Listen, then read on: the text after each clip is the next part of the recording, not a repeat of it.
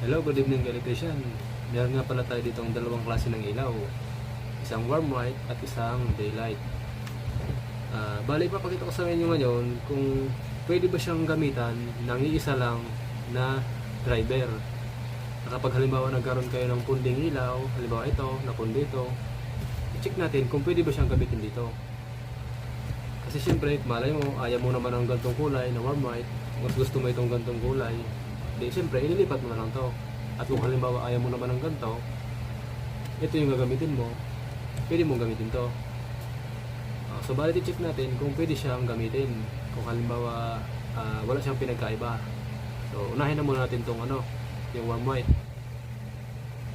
Kasi tanggal-tanggal lang naman siya, ayun no. Disuksok lang naman siya. Pwede mo siyang pagpalitin kung halimbawa ayaw mo ng isang ilaw, ayaw mo ng isang kulay. So ngayon, i-check natin. Ayan o. Saksak natin yan.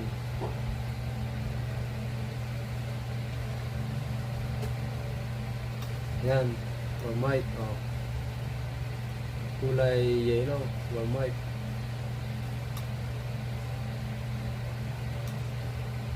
O. Tapos ngayon, ito, pagbabalitin natin yan. Kasi malay mo, ito lang naman yung nasira. Kung halimbawa nasiraan kayo ng ganito, ayaw nyo ibalik itong gantong kulay, puti yung gusto nyo, testingin natin kung pwede siya.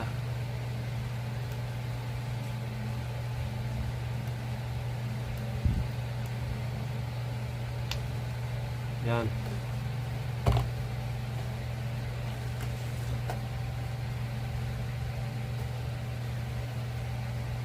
Yan.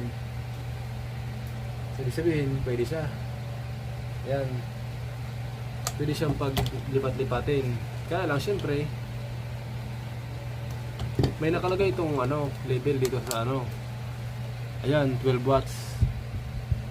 Syempre, 12 watts din yan.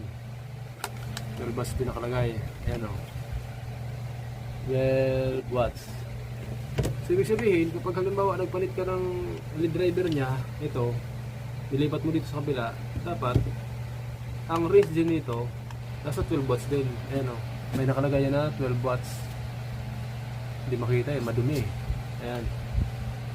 Hindi kailangan na basta-basta lang din kayo maghanap ng ganito. Kasi may nakalagay din ito na wattage. I-check nyo palagi yung label nya. 220 volts to 240 volts. Tapos may nakalagay siyang 12 watts na driver. 12 watts ang nakalagay. So hindi pwedeng basta lang kayo maglagay dito basta nakakita nyo ng ganito.